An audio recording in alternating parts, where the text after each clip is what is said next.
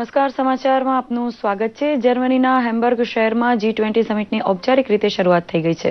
જર્મનીના chancellor Angela મર્કેલે G20 સમિટમાં પ્રધાનમંત્રી નરેન્દ્ર મોદીનું સ્વાગત કર્યું હતું। મહત્વનું છે કે G20 સમિટમાં ભાગ લેનાર વિશ્વના નેતાઓ વચ્ચે ત્રાસવાદના પડકારનો પ્રતિકાર અને આર્થિક સુધારા વિશેની ચર્ચા કેન્દ્ર સ્થાને રહેશે। નીતિ આયોગના ઉપાધ્યક્ષ અરવિંદ પનગડિયા સહિતના ઉચ્ચ પ્રતિનિધિમંડળનું નેતૃત્વ પ્રધાનમંત્રી મોદીએ કર્યું છે। आर्थिक प्रगति ने ब्रेक मारनार तथा मानवताना दुश्मन समान त्रासवाद ने भरी पीवानी मक्कमता G20 समिट दाखवे तेवी अपेक्षा भारत सेवे छे।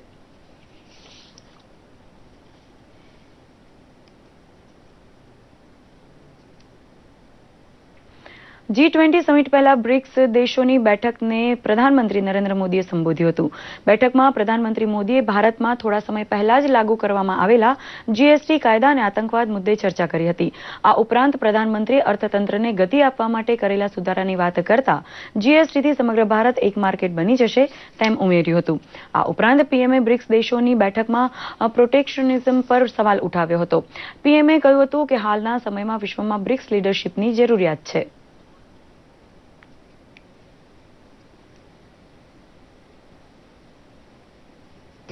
आतंकवाद का पश्चिम एशिया में फैलाव एशियाई तथा यूरोपीय समाजों की सुरक्षा को इससे खतरा तथा अफगानिस्तान पर इसका बढ़ता प्रकोप एक गंभीर संकट है।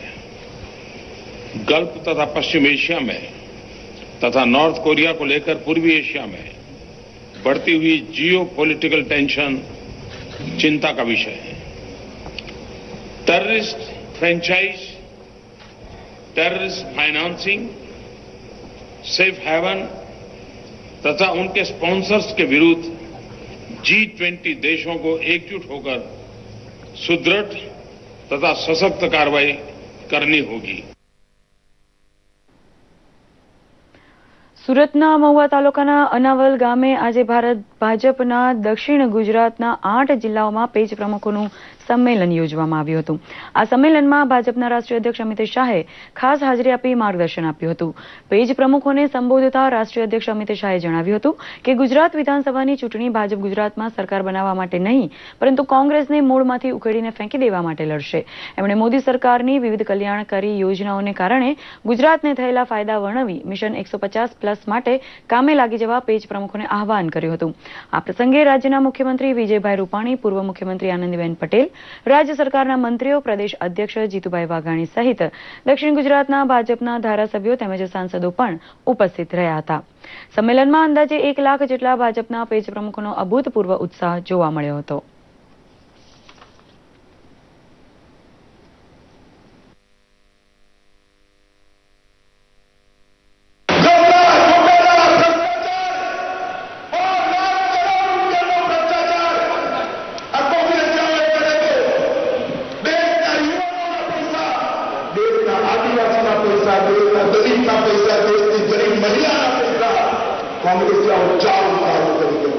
परंतु मित्रों, आज पेज प्रमुख सम्मेलन की अंदर निर्णय એ કરવાનો છે કે આપણે ગુજરાતમાં સરકાર બનાવવા માટે ચૂંટણી લડવાની છે। બોલો, સરકાર બનાવવા માટે લડવાની છે, સરકાર બનાવવા લડવાની છે, 150 સીટો લેવા માટે લડવાની છે।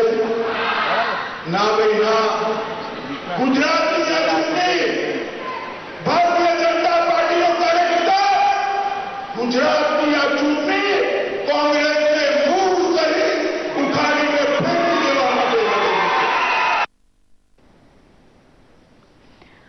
1 જુલાઈથી જીએસટીનો દેશભરમાં અમલ થઈ ગયો છે, પરંતુ હજુ જીએસટીને લઈને વેપારીઓને ઘણા બધા પ્રશ્નો ઉદ્ભવે છે। ત્યારે વેપારીઓની સમસ્યા અને જીએસટીના પ્રશ્નોને લગતી ફરિયાદોના ઉકેલ માટે ગુજરાતમાં સેન્ટ્રલ એક્સાઇઝ વિભાગ દ્વારા 100 હેલ્પ સેન્ટરો શરૂ કરવામાં આવ્યા છે, જેમાં જીએસટીના નિષ્ણાત અધિકારીઓ દ્વારા વેપારીઓને મૂંઝવતા પ્રશ્નો તેમજ રજીસ્ટ્રેશનથી માંડીને ટેક્સ કેવી રીતે અને કેટલો લાગુ પડશે તેની વિસ્તૃત જાણકારી આપવામાં આવે છે।